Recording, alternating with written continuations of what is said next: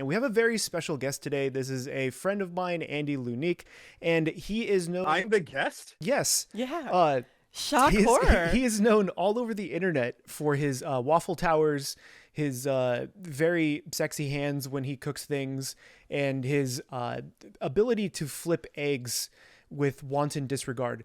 And we also have our lovely co-host Emily. Emily, say hi to the people. Hi. Yeah. Hello, everybody. This is going to be an interesting one because I think the last time that Andy and I spoke was over some kind of a voice call like a year ago, I think it was. I honestly can't remember. Yeah. And there's been a lot since then, and I do have some questions that have kind of been brewing, and I wanted to throw them at you. But Andy, why don't you go ahead and introduce yourself to the FoodTaku people? Oh, goodness. It's an honor to be here, everyone. And I am grateful that you gave me an opportunity to speak with some very, frankly, fantastic to know people, very good looking folks, very professional individuals. My name is Andy Lunique. I am a former professional chef by night, but by day, I am a industry influencer marketing manager at a role that I will not mention because I don't want that kind of attention. Therefore, I will just say that everyone knows who this company is. Therefore, that's the most I'll say. And for now, it has been a wild ride in the industry for years and years. And it's been so fun finding ways to bring gaming and food together. And that has been one of my passions over the last several years. And that's how I've met folks like Paul, by just doing random things like, as he mentioned, measuring objects with waffles and or pancakes. I've written 2 cookbooks related to games that I can speak about a little bit later. And I have a feeling that if I get the opportunity, I would love to do some catering at like one of these game award shows. You know what I mean? Come on, Keely. So yes, that is my world in a nutshell right now. Dude, I wait, love it. do you have like a dream menu or like something that you would really like to serve at an award show or something Oh, like that's that? a fantastic question. Does he? Okay, I was loaded. Okay. Yes. Yeah, like you dangled that out there and I was like, "Oh, I gotta know." Mm-hmm. The one menu, and it requires the approval of Vati Vidya. I actually made it. It would be the Tale of Durasine, and it would be a bit of an ode to Bloodborne and to the From Software team, and essentially like a 9 to 10 course tasting meal that takes you through the entire Soulsborne experience with small bites, and like everything is themed from like that's exactly what I want to do. Like, and I would want it to be like a really exclusive meal, like black tie and like food creators from that whole world. I would likely burn down buildings to make that happen. That is Oh my like the gosh. dream like experience. Like, you know how we do, what is it, Final Fantasy, the course, the symphony of Final Fantasy. I think the From Software universe would absolutely love that. I mean, Paul, you know you'd rock the entire Sekiro menu like that. Bro, Come on. I'd be there in a heartbeat. I'd be there in a heartbeat. Oh, that I sounds love that so stuff. good. Yeah. Yes. Yeah. When you do that in the future, please make sure that I'm there because I want to eat that. That sounds amazing. Yeah. That would be rude at this point if I did not. Yeah, right? I would be offended. It's kind of a cool take because Andy, I know you're very heavy into like the video game side, which does have a lot of ties to Japanese roots, and like in that case, like anime. Like I know one of your favorite games of all time is Devil May Cry 5, which like and so like those characters, they're very anime-esque, like Dante, Virgil, their tropes, whatever it is. If you were to focus in on like one genre you really wanted to like make a menu for or cook for, would it be gaming? Yes, it actually still would be gaming. And it's simply because, and folks who cook can understand this perspective, we can look at an environment, we can look at the flora and fauna of a region, we can look at the plants, the trees, the animal, everything there, and come up with a menu about that area. We can look at a game like Prey, one of my favorite games of all time, look at Talos 1 and try to distinguish what did those individuals eat just by looking at their surroundings. So there's very few games that I've met that I can't produce a menu around. And I think other folks, when they really kind of turn their brains into that point of view could absolutely do the same, more so in games than almost any other universe, short of anime. And obviously, anime the worlds are too vast to not be like the king, but I think games are like a very, very close second.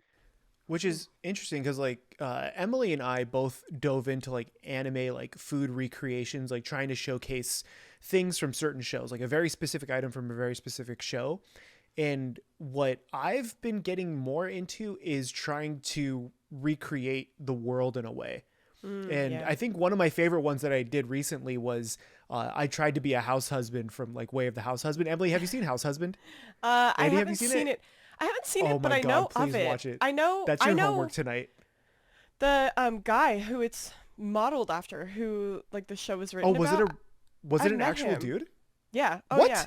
Yeah, I've met him. What? I know him. I didn't know this. Yeah, by association. Emily, how do you instantly have more cred than us about this show? Seriously, what the hell? I'm binging it. I'm like, yeah, what can I Tatsu. say? Yeah, But not just vaguely. I've met him once or twice, but he's such a super flex. nice. Yeah, I just met the dude who Tatsu is based after. No He's big super deal. nice. I love that. Yeah. That's so badass. Like and what I loved about like that world is that it's obviously set in like a real environment. Like it's modern day Japan essentially.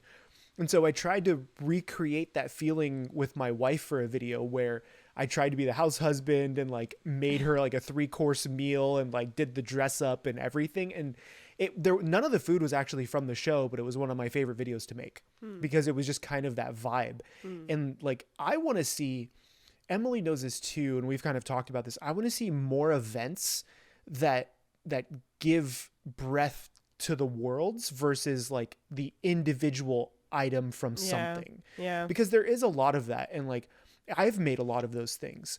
Instead, I would love to do in Japan, they have Ghibli World now, right? Emily? Yeah. Like, why can't we do a full like Ghibli experience, at a gaming convention or at an anime convention? Or maybe it's not like exact food, but it's the replicas. I hear you, and I think this is what people want. Like I am working on a project with my friend Joe right now where we're trying to develop a product that's going to give people an experience when they come to Japan on tourism or whatever. And I feel like that's what people want more than anything. Back in the day, it used to, I think, sort of be about like ticking stuff off a list, like, oh, I have to go to this museum, or I have to go to this restaurant, or do this thing. And I feel like now people kind of want to like live a moment and to be immersed in a moment and have that kind of escape from reality. And in a way, that's like what anime is, and like a lot of isekai anime is like all about that, right? And I feel like video games is very much that as well. I've been putting a lot of hours into Breath of the Wild again lately just because I wanna escape my reality and like be riding a horse through the It's been 6 years and 6 or 7 years if I'm not mistaken, and I'm back in Breath of the Wild, admittedly modded because I can't go back ever again. But I honestly can't blame you for going back in because we've had maybe 3 games that scratched that itch, and it's one of them. So I'm with you on that. But if I could piggyback off of your statement, you were mentioning that people do want it. I wonder if, as we've begun to get into this, understanding that we're a little bit older, we're in our 20s and 30s, they're going to be in our 40s and 50s eventually, those individuals who enjoy fine dining experiences or just experiences, those themes may come into play soon as the content that it's related to is speaking to us, right? Like, we're not doing murder mystery, we're doing Resident Evil, right? But like the folks, I mean, maybe the onus is on us, but to translate the universes into different ways of engaging with those worlds, including menus, might just be that step, might be that kick in the pants that people might need, because I don't think chefs in their late 60s right now, they might like games, but they don't know it like us. They don't know anime like us. So yeah, exactly. So I feel like they might have that inspiration. That's just my thought, though. I love that kind of like thought process because it's interesting because we're all in our careers and we all have chosen careers that are still very much in the mediums now that we love.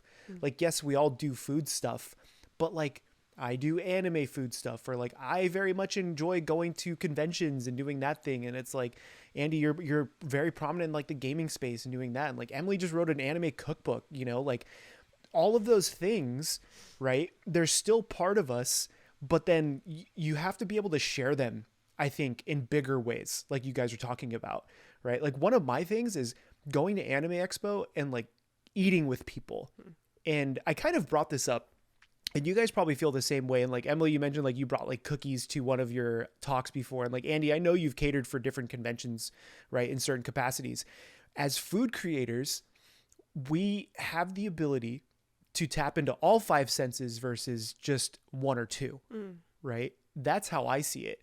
And so as you say, like, you want to experience Breath of the Wild, but like you're going to experience it. We're going to make you food like out in the, in the forest or whatever. You're going to come through. There's people LARPing, whatever it is. And you have your giant metal stainless wok in the, on the ground cooking stuff up.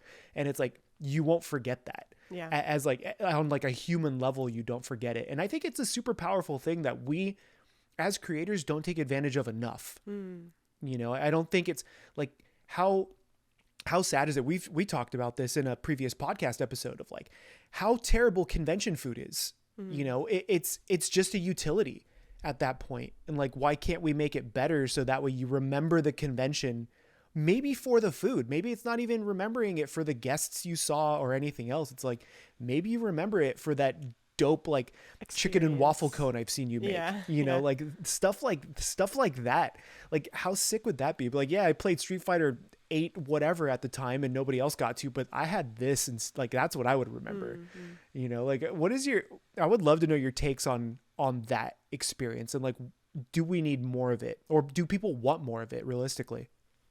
I'd love to hear your thoughts. I mean, I think so, in the sense that, like, I've spent too much time on TikTok, and I've seen there's been a rise in certain kinds of, like, just content that you see, and a lot of content that I'm noticing has to really do with this kind of, like, these more, like, aesthetic dominated ideas. So, like, there was, like, the cottagecore aesthetic and, like, the goth kid, the dark academia aesthetic, stuff like that. But with that have come experiences. So there's this company that's fairly new in LA, I think, and all they do is set up a picnic for you to stumble onto with your friends or whatever, so that you can enjoy a picnic on the beach or in the park or whatever. And it's sort of like a wonderful, unique, bespoke experience that you get to have with your friends, but you don't have to do any of the work around it. And so I really feel like people do want they want these happy surprises in the world around them, right? They want these like little adventure moments where they can have a totally unique one-off experience that is amazing, but also not have to organize anything around it. And ultimately, I think that's what this kind of comes down to. Like, I think the people do want these things. The people want these things.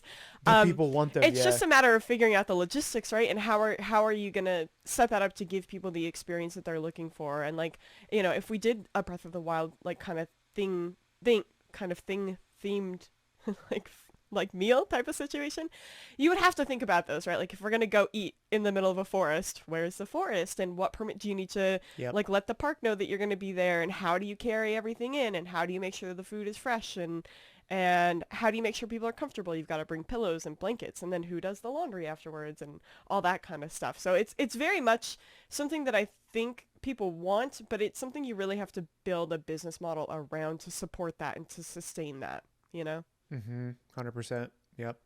What do you think, Andy? Well, I guess to go back to the root of the question, it's about when you mentioned convention food stinks and how the experiences can be improved.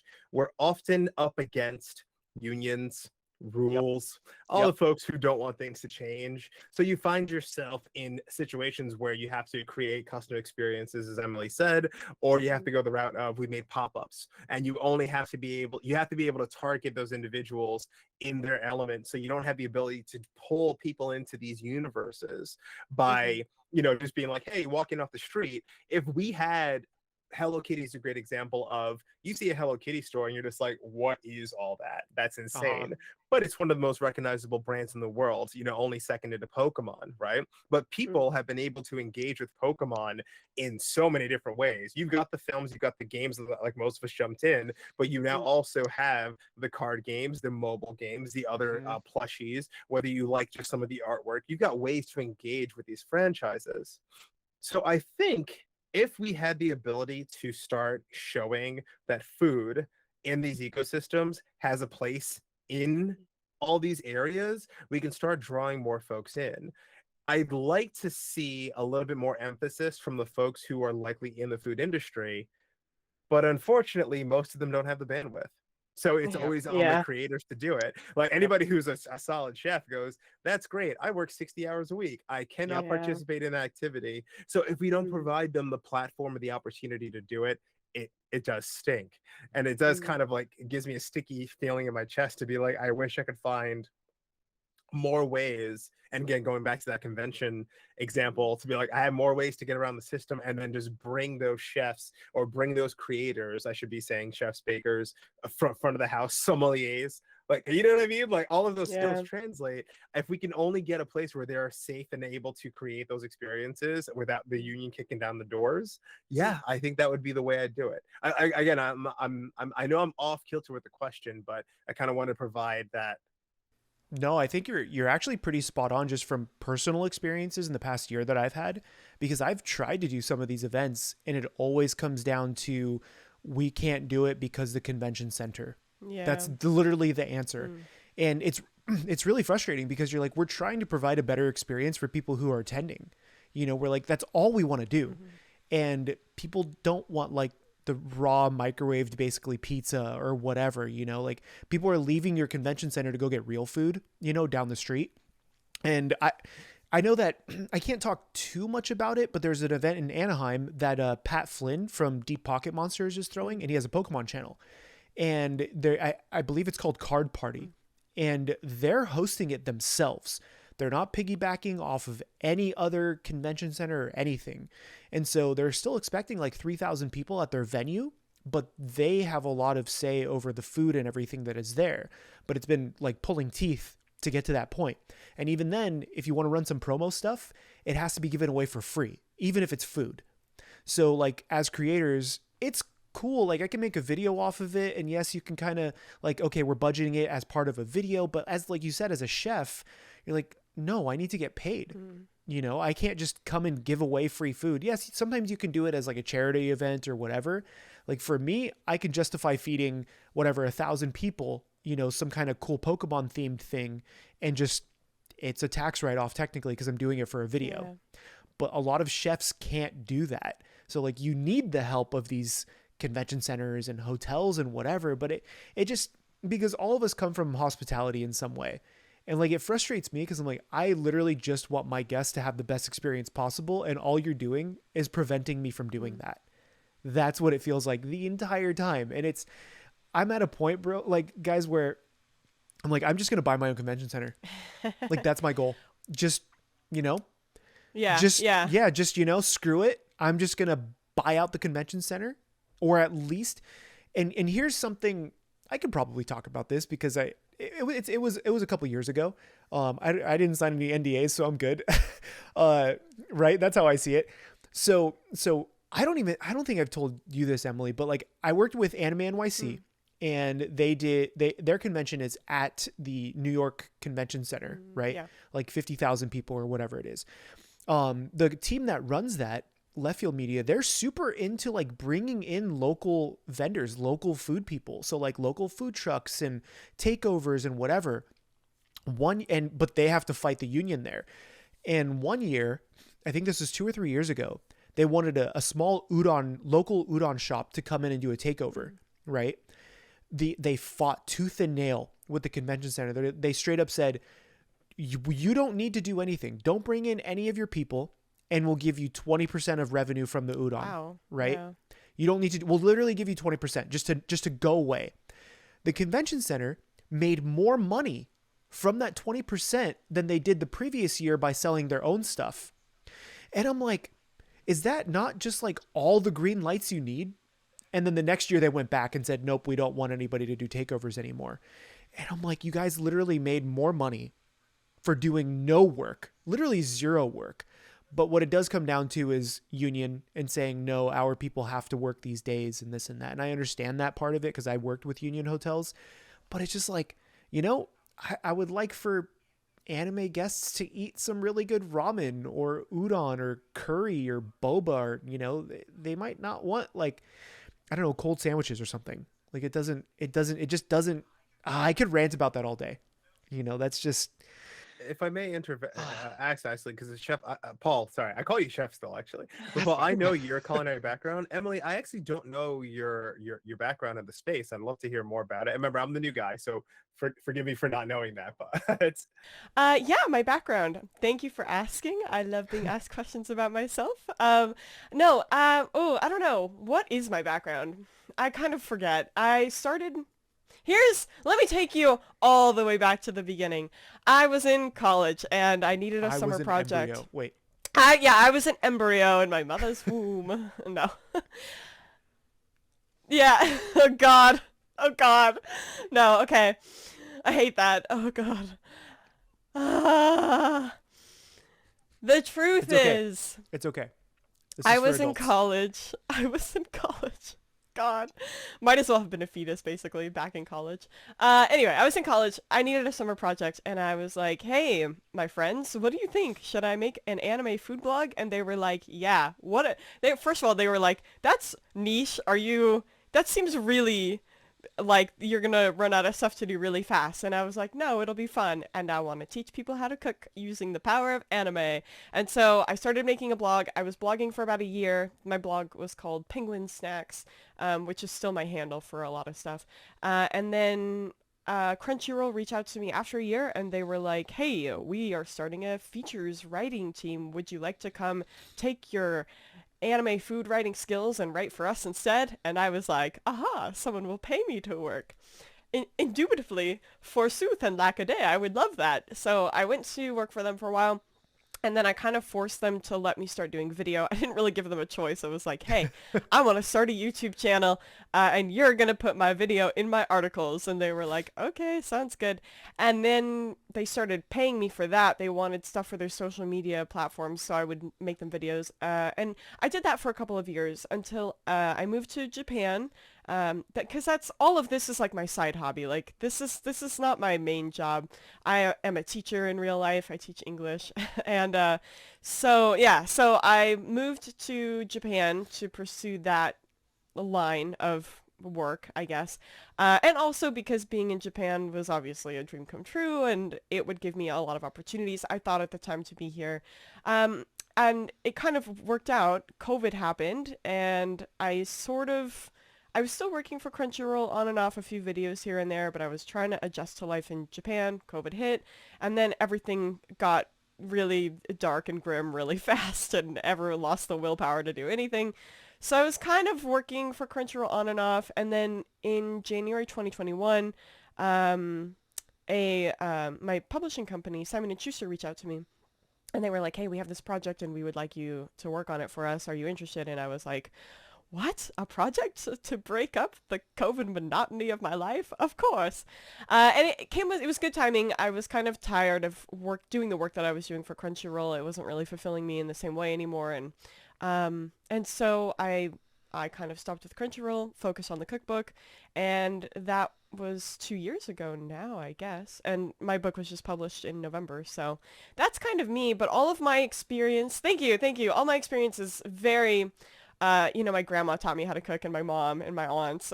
Nothing professional at all. I'm just out here trying to make professional looking food without doing any of the work to get me there, which I feel like describes a lot of my life choices, to be honest.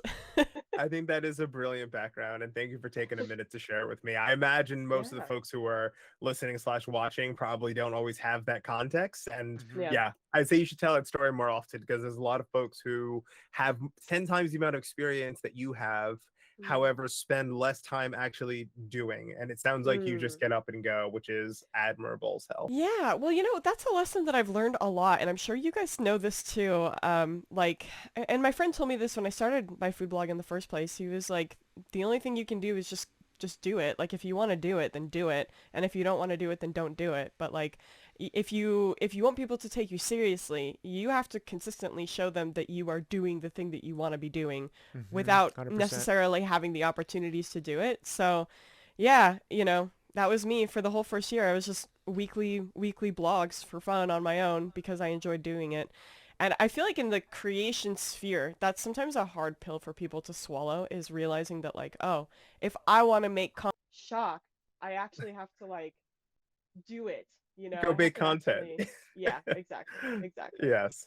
As someone who works with influencers and creators of all shapes and sizes, from the folks with millions of subscribers down to the folks who are only just starting out, if there's one consistent theme that I've noticed with some of the folks who don't expand upon what they're comfortable with, it is because they are too preoccupied with being different rather than just doing what they feel comfortable. So there's a level of like fear when it comes to playing different games, or trying new content, or trying a new social platform, or even trying a new format of content. I just recognize all too often folks go, well, this is safe right now and it's working. And then when they get like a surge of viewers or whatever, they're even more afraid to try something else. But at the end of the day, you have to learn how to break out and just do what makes you happy, because that's what people are following you. Because we have you for another half hour or so, because I knew you're making dinner. So I wanted to switch gears into, we kind of ranted about conventions and stuff a little bit, and I think what I really want to know is, what's your, like, this is a pretty big question, because you just started with a new company. I'm going to ask you to text me that company. You've got a deal. So what is like your 5-year plan? Like what's that big goal? Because like, as all three of us as creators, it feels like we can all do everything and also nothing, right? Because it's just, the creator life is weird because there's no ceiling if you don't give yourself one, right? You're like, I want to do the thing, I'm just going to get after it. So what's that thing that you really want to get after? I know, heavy question. Well, I want to make sure I answer this question in the context of my professional day career or my own extraneous hobbies. So, okay, so extraneous hobbies, do those include the things like the stacking of waffles to like make a 4090, or like catering for the Game Awards? Is that technically a hobby for you, or is that also part of like end game? Because to me, just speaking with you sounds like that's end game, right? Like, so you're gonna get the secret sauce. It is actually tactical. Everything I'm doing serves to experiment, to understand, to prove a point, and in some cases to troll my peers in the space. And if any of them ever watch it, they're gonna be like, is he talking about me? It's just like 9 times out of 10 I probably am. Here's why I say this. As somebody who's been working with creators for 11 years now, I have been very keen on making sure that every industry knows that there's opportunities to work with folks in gaming, outside of gaming, endemic and non-endemic. I utilize the things that I do in food to prove that I can touch any ecosystem with just my knowledge. And if I can do that, any other creator worth their salt can do the same thing. Thus, give them a chance. Please stop doing the same thing over and over again. Everything is getting old and stale, and that is my message to folks of why I do what I do. The nature of the food that I do with games and such is pure fun. I have the ability to walk away whenever I want to. I really don't like, there's some cases where I do make some money to kind of compensate for what I do, but I will always do it as long as it's enjoyable, including the food show that I just kind of forgot that I just did. Oh yeah, I didn't even get to ask you about that. I know, Emily, did you know about this? Okay, I'll let it, No. the whole 12 episode food show you just did. My God. A lot of my friends and family say you really forget the things that you do aren't normal, but I do all that to just make sure that no matter what, I never go back to trying to make my life, my earnings through food. It's always going to be fun, therefore the creativity always flows. That's what I'm always aiming for. But at the end of the day, if I'm always just crossing those things up and showing people think differently. Like if I can do it with food, what else can you do it with? Like if I was able to stack waffles next to a 4080 and make a measuring device out of it, is there a way that you can crochet a 4090 into a video and just show them right next to it, or make a video card cushion? That's an idea I have not seen before. If there's somebody who's a crafting individual who does that, there you go. Think that way, because you have more opportunities to engage with some of your favorite brands than you think. You don't need to be a famous influencer just to be able to engage with those folks. And that is purely the essence of why I'm doing what I do. And the moment it's not fun, I'm gonna stop.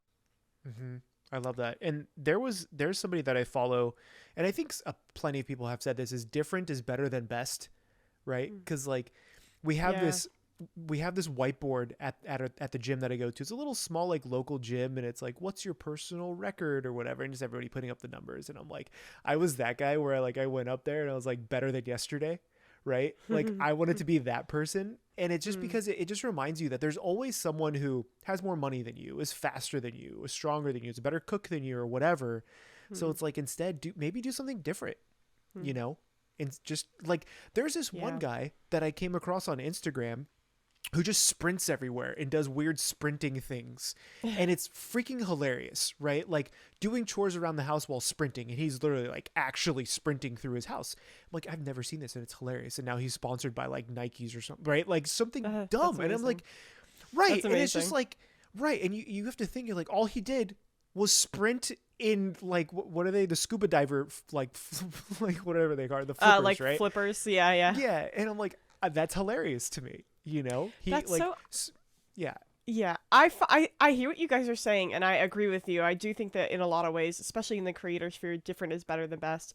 And I think it's kind of, I think it's a generational difference a little bit too, because it sounds easy to say just like, oh, be different.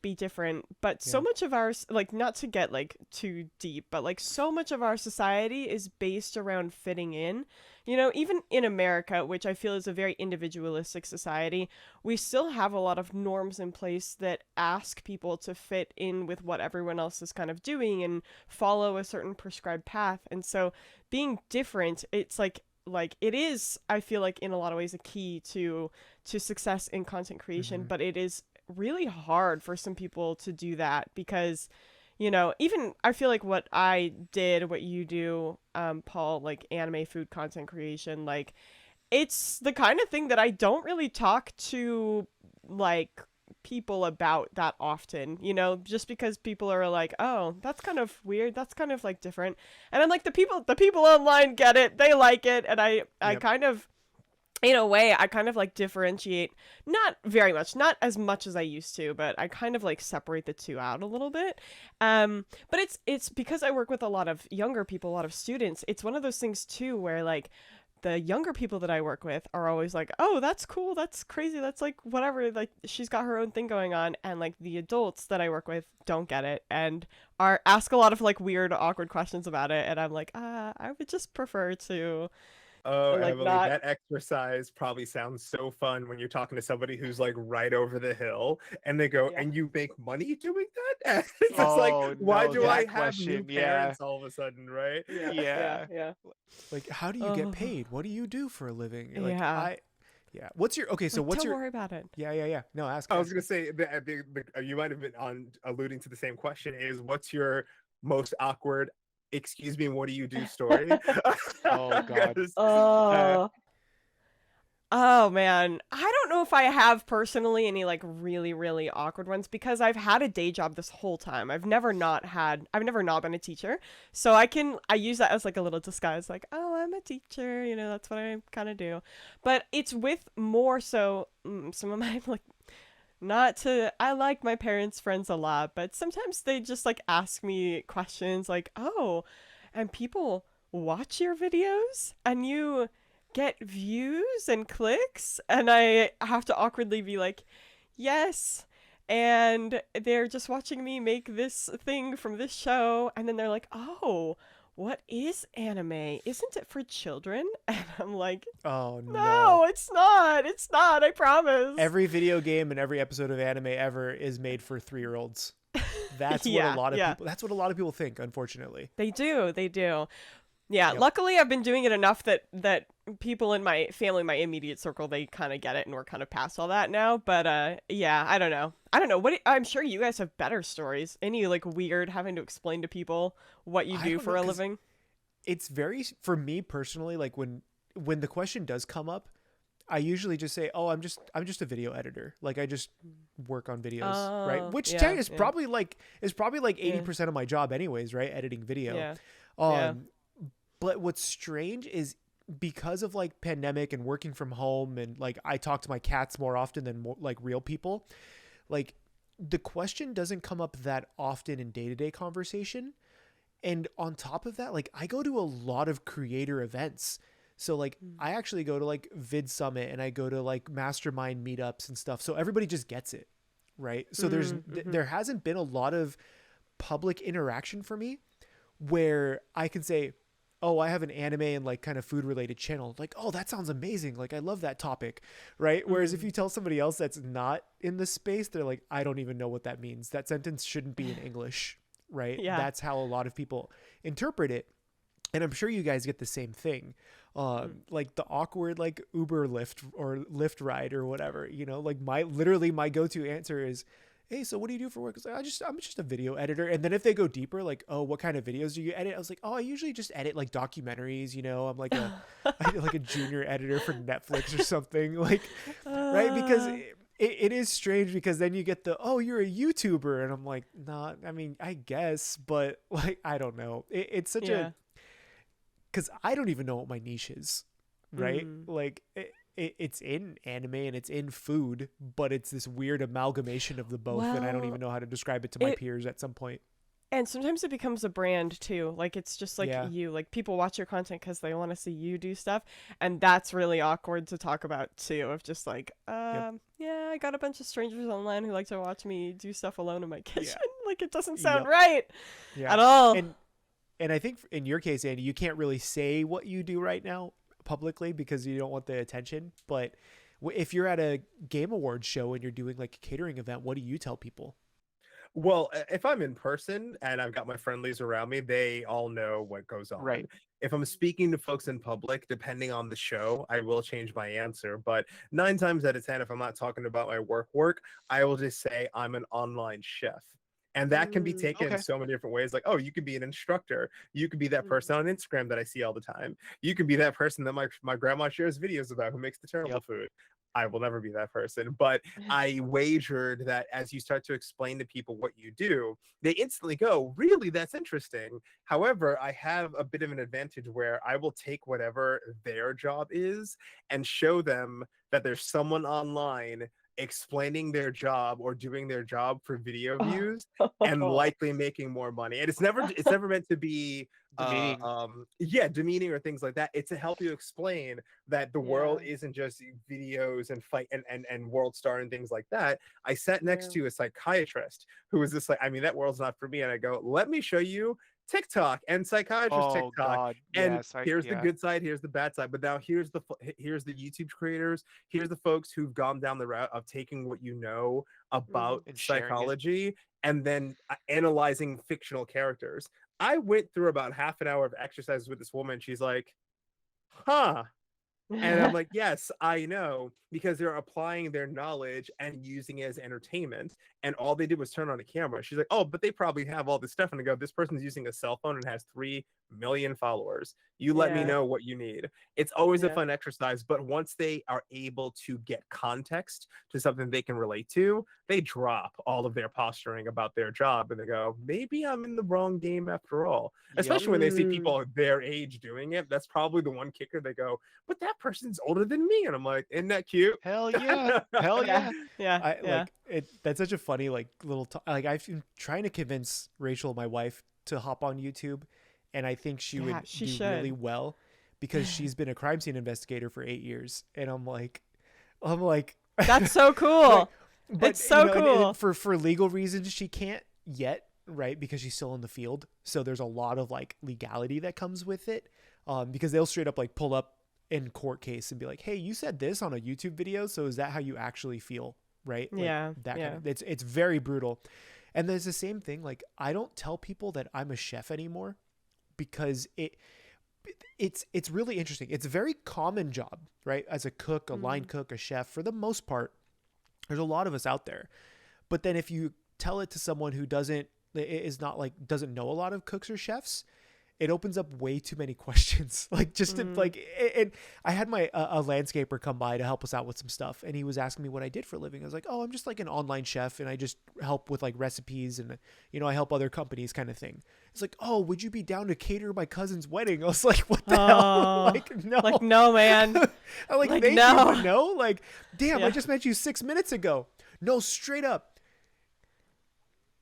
Yeah. And I'm like, no, I just need help with the yard. Like, that's all.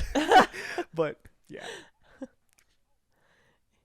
Oh, yeah. Oh, you have a truck? I'm calling you to move. Oh, yeah. I need a mattress to be moved tomorrow. Yep. Yeah. Yep. Oh, every time, dude. Every time. Oh, you got the hookup, right?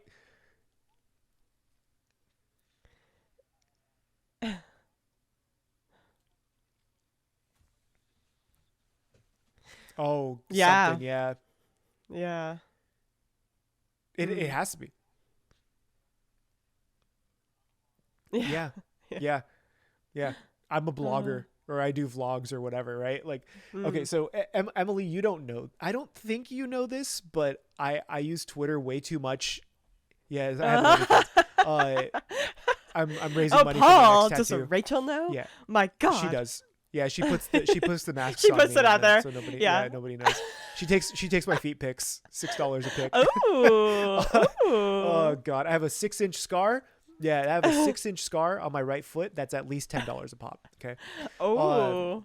So I've been following Andy for a while. We've been conversing for a while now, and I was very stoked to see one of his dreams come true with mixed plate. And Emily, I don't think you know of this. And Andy, do you want to break down just like real quick synopsis of what it is and kind of how it came about? Because I know you've been talking about a project like this for a while, and it's very reminiscent of what I think you want to do with in-game menu at a certain point. So if you want to talk about mixed plate, because that just finished from what I understand, right? Season 1, yes. Oh yeah. Oh boy. Wow. Yeah. It absolutely was indeed a dream come true. And it is purely because I had the opportunity to participate in experiences that I was already providing to my influencer friends, but I was able to do so in a format that was a little bit more of a moment of storytelling. The idea that I had come up with years ago and that had come back in due to somebody who was fantastic and a very smart gentleman, essentially it was, I'd like to be able to interview creators from days old, from YouTube and Twitch, and people who I'd like people to see them as people, because often these brands, especially the bigger you get, they forget that's a human behind that camera. Even though you see them make all this kinds of money and things like that, they go through some of the same mental breakdowns that you go through. At the moment that camera's off, they have so much to offer and no one's telling their story, and they don't have the opportunity to tell that story. So my point of view was, I'll sit down and make you a meal and essentially let you just go for it and just tell it. And Hot Ones, Sean Evans is a really big inspiration. He's a fantastic person about how to get folks to open up.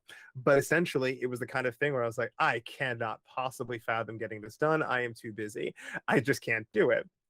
Fast forward years later, the Crown Channel brings together the idea that you have the ability to tell stories around food. And when you think about a mixed plate, that is a term taken, I want to say it's from like more of an urban kind of location, and it's a term taken from Hawaii as well, where you have, whatever you want, you put it in your mixed plate and you just go and you sit down and just have a meal. And it's usually on a picnic table or around a fire on top of a milk crate, but you have that meal, you mix up whatever you want. And that mixed plate also it signifies all of our backgrounds and how food is cross-cultural, but so are we, whether it be crossing boundaries in our industries, in our spaces, in our personalities, and our stories. So Mixed Plate is born, and Crown gives me the opportunity to audition to be the host of the show. And in many ways, it's, can you cook, interview, listen to directions, pay attention to your stands, and do everything all at once? It is probably the hardest thing I've ever done, because I'm just like doing my very best to cook, but you can't just cook. You have to just kind of bring it in and get folks comfortable. But Mm. all of the guests that have come on the show have been absolutely sensational. Some folks who share stories that I don't think we would have had an opportunity to share, but the show was on for about 11 to 12 episodes, and we had done a potluck to close it off.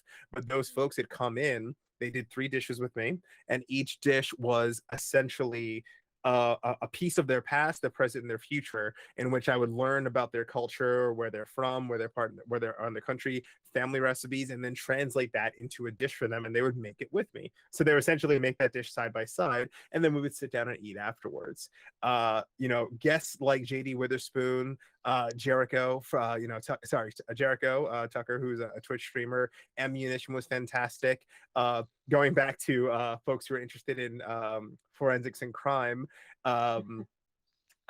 Big Boss Bose, somebody who's got a fantastic podcast about this topic, was fantastic. She brought her own caviar. I thought that was just Oh, that's awesome. chef dance. Like, she really rocked it. So I've had so many wonderful guests, and Fiona Nova, who is also on Trucked Up right now, was a fantastic guest who gave me opportunities to cook outside my own comfort zone. So I'm challenging them. I'm challenging myself, and the show was just sensational. And I felt like, even if it got straight down the can, even if no one watched it, I was very grateful to be part of it. But good Lord, a lot of people watched that goddamn show. Yeah. So that was That's great. So amazing.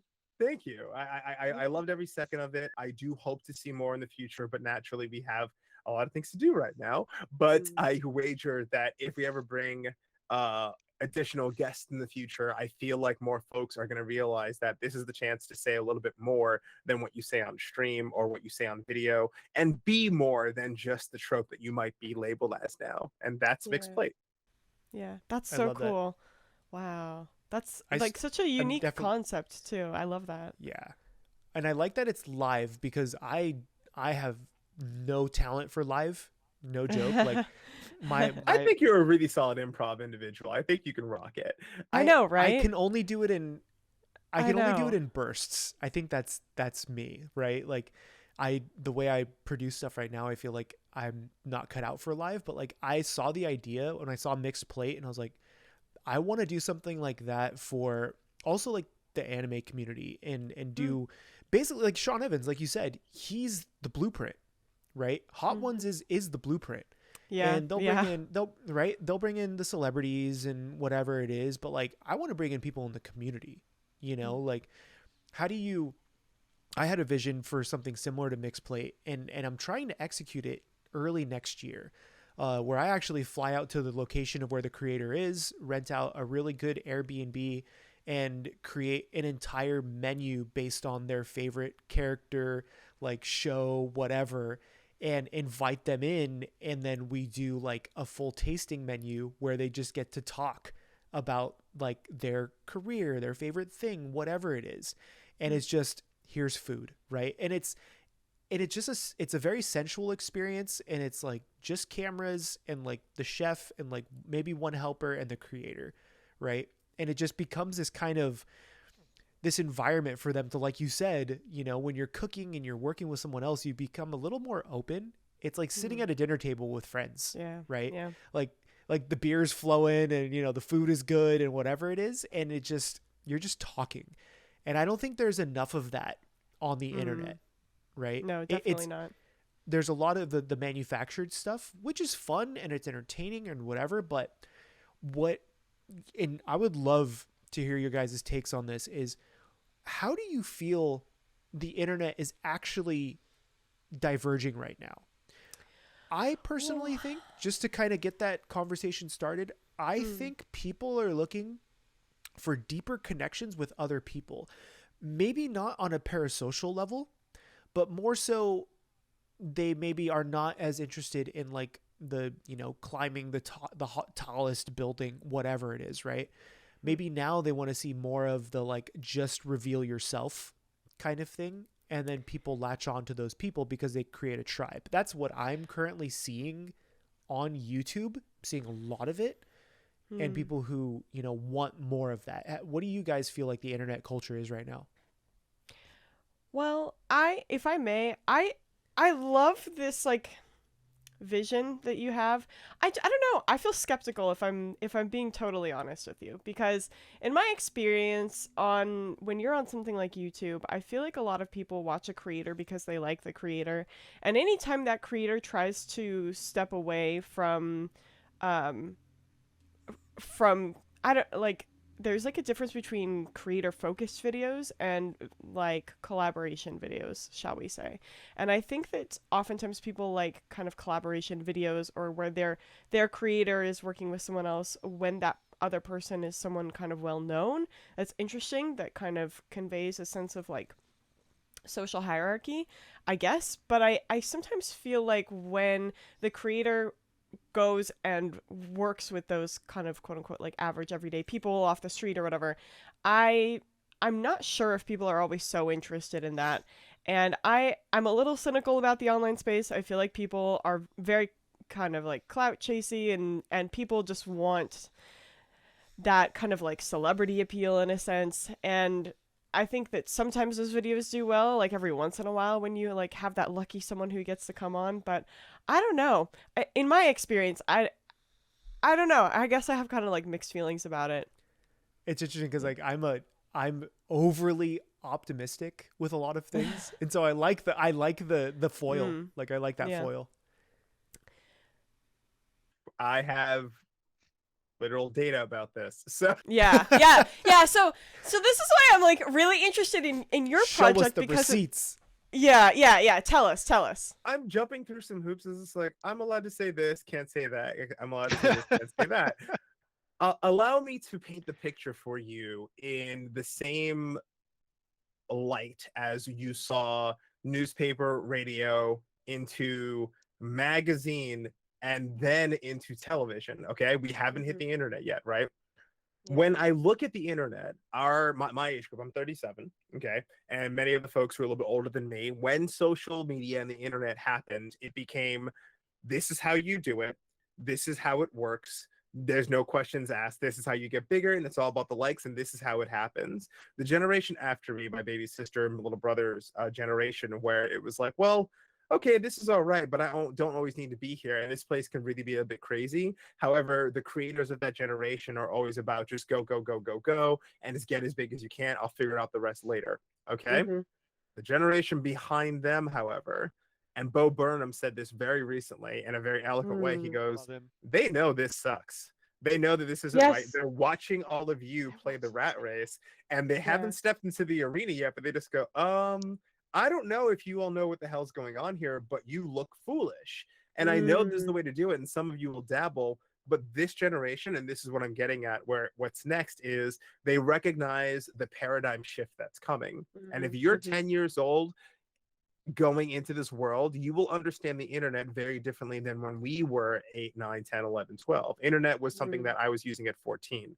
So most of those folks will start to learn that there's dangers involved with internet notice, and they'd prefer their anonymity Yeah. in many ways. They want to be kind of like, I want to stay myself and avoid it, because I've seen what bullying has turned into, I've seen what Yeah. targeting turns into. I can be an influencer, but I can be an influencer in my community. I can be a micro Right. influencer. I can have a Discord server and feel good here, and I don't need the entire internet to judge me. I need this group to judge me.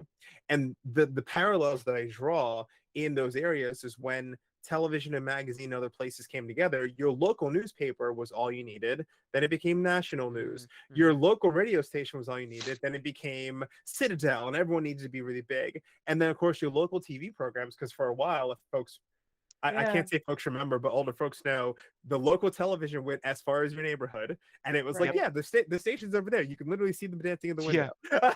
you Yeah. know, Yeah. that's how it works. So we're gonna see, it's kind of like the inverse now, right? Where it's always small, small, small. Now it's big, big, big. But now I'm gonna see the shift into it. I see Mm-hmm. that with the younger generation because we're all sending all the warning signs to them about what this looks like, and how they consume content over time. We'll see, but in many ways, how we define what value and success is in play. But if you looked at Twitter in the last year and you're 14, you're just like, nah. I'm That's good. Yeah. nice. This Yeah. TikTok thing's great, and if you go viral, you're great with it, whatever. But I find that many of the creators who put out videos and content, especially on YouTube, who are complaining about the algorithm, who are talking about not being treated fairly, who are saying, I'm not making enough views and my content's going down because they've banked all of their success and value on the success of the algorithm. All of their value is placed in being good here that they can't let go. And as I mentioned before, if you can't walk away, now it's got you. If you're younger Mm. folks, they go, that was fun for a while. I'm going to go back to school now. And you're good. So that's kind of how I'm hoping to see that younger generation tackle that mentality. But there's a very strong chunk of people who are going to be very confused when that constant endorphin push is there, and it's like those people who peaked in high school who have no idea what to do afterwards. It's Oh going to be a God. large group of those folks who are in the online generation who are going to be chasing, how do I get back up to that high again? And that's an unfortunate, I don't know what to do about it, but I am inclined to work with these folks. So I'd love to also elaborate on that, and we'll have to go in depth off the record, because there are people that I can't speak of in public because we're in mastermind groups and stuff like that. But I am also seeing it in real time, where if you pay attention to the creators who blew up in the past 2 years, right? Even in the past 18 months, you're also seeing them have pretty drastic drop-offs, like very drastic drop-offs, to where they're like, I hired a team, I did all of this stuff, and I was chasing like the algorithm basically, right? Piggybacking off of either other creators or topics or whatever. And they were making videos for the sake of making videos, right? Just to like go on that bandwagon. I'm literally in groups with these people and in text chains with them, and they're struggling now because they're like, what's the next big video, right? What's the next this thing? The younger generation, I think they're looking to latch on to a creator who is genuinely excited about whatever they're doing, right? Maybe it's, but it usually needs to be a skill. That's what I'm seeing a lot of.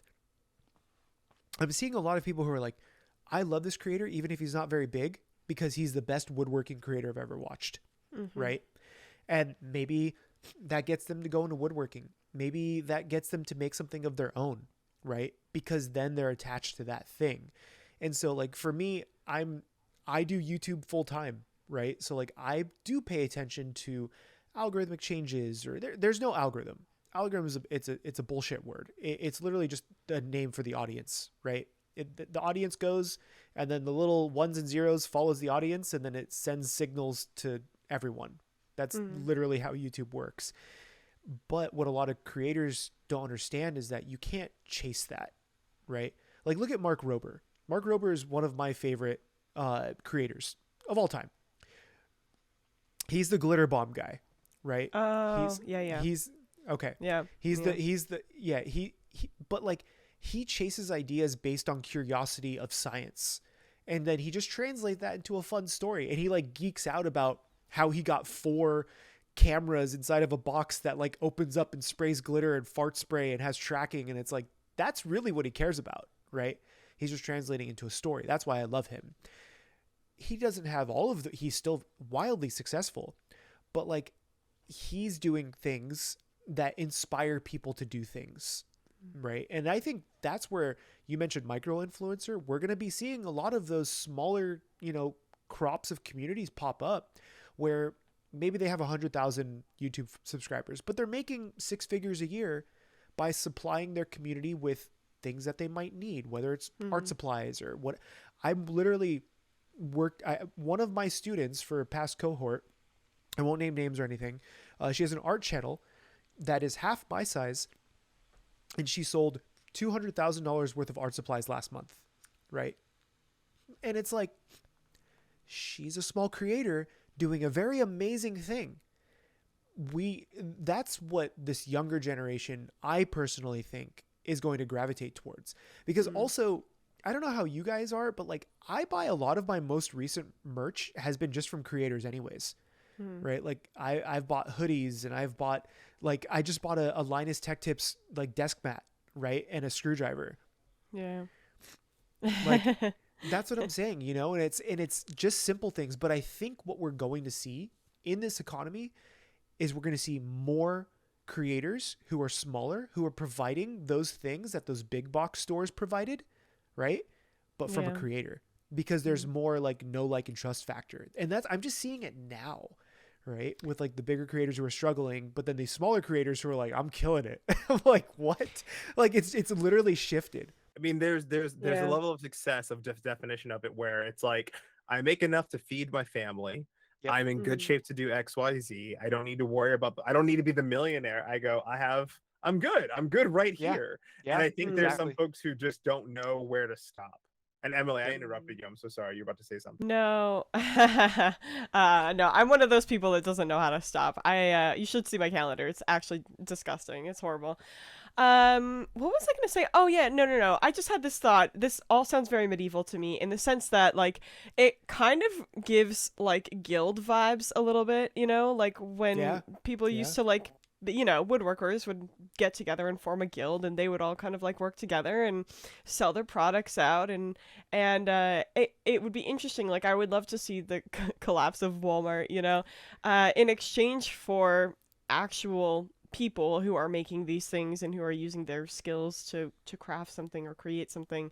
Um, that would be very cool, and it just strikes in me this like a very funny juxtaposition of like old and new coming together at the same time, because it's not like these ideas are totally foreign, but it's also a relief in a sense. I think there's always for everyone a lot of uncertainty about the future, but it is a relief that we are starting to value those things because in our society, as speaking as a teacher, what kids are being fed like crazy right now is that, being an engineer, computer science, like any STEM field is like the area that people should be going in. And as a result, a lot of arts and like handicrafts and stuff like that are really, really, really, really undervalued, and are not getting the support that they should have. Like the people who can just make beautiful and amazing and incredible things, putting aside like obviously making code can be really cool too and a creative pursuit, but like there's something kind of nice about the physical that comes with that. And I agree with you. I've seen that a lot on TikTok, is like the rise of small businesses on TikTok. It's been crazy watching people really like start something so small, like I just make cookies in my kitchen, and now all of a sudden I'm shipping them across America to like all these Yep. people who want my amazingly weird, huge cookies or whatever. So it's cool. It's cool. I'm feeling like inspired by these ideas. It's an interesting way to consider where things are going in the future and how that will change things. And I like what you said too about content creation and moving in that way. It does beg the question. I think that is like finding that niche of like being able, if you're going to be a content creator, to be able to support yourself on content creation.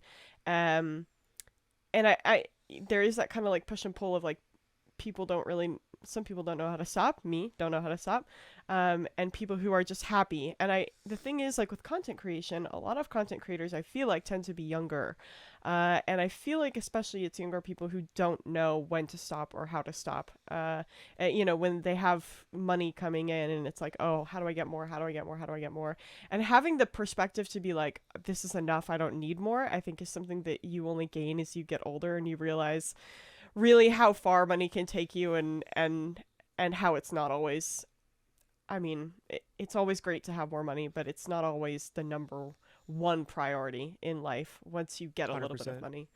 So I think I'm just interested in this idea. I think it'll be interesting to see where it goes, but to your point, Andy, I think that you're right. Like kids are definitely very cognizant of of social Of media and what's how it going all on. works. Yeah. And yeah, for sure. I think the next 10 years are going to be very, very telling as to just how the world actually starts spinning, because Mm. those 10-year-olds are going to be in college, or college age. And it's like, we're going to, I'll be 45, and it's like, what are y'all doing? Because I'm here to see it. But Yeah. I love it. A big part of my job is to look at that landscape and look at the next 10 years and ask yourself, what is our brand in relation to that change, right? I was originally at Xbox. I was on the Minecraft team. You know what I mean? There was a point in time where 50% of YouTube was Minecraft content. I think some of us remember it. There's a responsibility to know why that is, and to think about what those creators became one way or another. I think a smart company should be paying close attention to all of you Minecraft creators, players, and whatever you want to call them, the folks who went to Minecon. Did you all just become fans? Did you grow something? Is there any applicable data to be like, this influence in your life led you down one path versus the other? And I do believe that there's something to be said about it. And we'll see that with other games that inspire creativity. But going back to our topic, I'm sure anime, as we've seen, definitely had an impact on us, because I don't remember. I'll say this and I'll stop talking about it. I don't remember when I was growing up watching anime, Dragon Ball, Sailor Moon, Gundam, no one was crying over certain scenes. No one was doing stuff, right? Now I'm watching Bleach, Thousand Year Blood War. I am a mess every episode. I'm like, oh my God, look at it go. Oh my God. Yeah. I'm losing it. And I'm like, I must look crazy to my mother. But it's super normal to not just me, but to my peers. Like, we're all here. We're in it, right? And just like the Marvel fan base, where they were just like, I was laughed at and wasn't paying attention in comics and such. And now we're all crying over Avengers Assemble. It's a big deal. So I just feel like there's probably a lot to learn, as Paul said, and as you both said, about what's happening with these folks now and how are their mind going to change. And I bring it back to responsibility, because I'm the one who's working in positions where it's like, I market to you. You know what I mean? Am I giving you vegetables or cigarettes? No, for sure. One of the people that I work with, he always talks about, growing and influencing in the most ethical way possible. And that's our mission. That's our goal. And like, I received an email yesterday, I believe it was, and it was, the algorithm, whatever, like my channel is kind of in a weird way and I'm like trying to do new things to it. But I received an email yesterday about a 19-year-old, I believe he's around 19, who said, Paul, I've been watching you for 2 years and like trying to learn how to cook and this and that. And he's like, yesterday I enrolled and I was accepted into culinary school. And I was like, so I literally like influenced that person's life. Like, not even just like, what they ate that day. I'm like, you literally went and like got into culinary school because of watching me. And like, that makes me feel like I actually have a very big responsibility for this younger generation, that may be influenced by what I do. And so do the best you can by them, right? Don't lead them astray, like hopefully be a good role model and whatever. But that younger generation is watching us now. And it's like, that's what we're seeing more of, is they're looking to be like, hopefully better humans in the future in their own way. Right. That's what I'm seeing. And like, I see those messages every now and then, and like I started tearing up. I was like, dude, you like, really? So one of my goals is with this thing that I'm launching next year is, depending on however many we sell, I'm going to be putting money away and I'm going to just pay someone's culinary school tuition. Like that's, we're just all of it just gone. That's amazing. Because I paid a ton of money for it. So one of my goals is to hopefully be able to help someone pay for culinary school, because I know how important that is. But we'll Andy, I know you got to start cooking up dinner. But is there anything else you wanted to kind of leave us off on? I know we got really heavy towards the end, but they're good topics to have, especially with the position that you're in. This is one of the best conversational podcasts I've ever been on, because I feel like we all too often get way too scatterbrained, but it felt like everything we spoke about was connected in a really profound way. And I love this conversation. I would love to have it again, off the books or on the books. I'll bring drinks up for. We'll bring that would be so fun. Nothing I love more than a really good conversation. Hell yeah. So Andy and I will fly out to meet Emily in Japan, because that's badass. And just we'll just, You really don't got to pull my leg on that one. That sounds easy money. Let's do it. But yeah. Tokyo Game Show? We're going? Just tell me the word. I'm down. Oh, you're going? Yeah, you said it. You said it here first. Send me the details. I will totally go to that. Oh my God, that sounds amazing. But yeah, Andy, again, thank you so much for coming on, man. It was a pleasure. Always a pleasure speaking with you. And we can find you at the links below. Andy Lunique on Twitter. mostly? Twitter. I'm also on Hive now, as many of us are. I find Hive to be far more relaxing. For the folks who want to see Mixed Plate, go to the Crown channel, youtube.com/crown. You can see all the episodes there. And we'll also be doing some recipe videos there in the future to check that out. Nice. And hopefully next time you see me, I'll be creating the best in class influencer program in the world. Nothing Let's short of my goal, go. quite literally. I say that out loud to make sure I don't talk myself off a ledge. Hell yeah. Nice. Excellent. That's awesome. It's Awesome. such Well, a I've pleasure, been folks. I've been Yeah, Paul. thank you. This has been I've been Emily. If you guys Emily. want to support us, Yay. yeah, if you guys want to support us directly, check out the Patreon down below. Episode 0 is there, where no one has seen. That was a very, very fun one. And yeah, all the other socials are down there.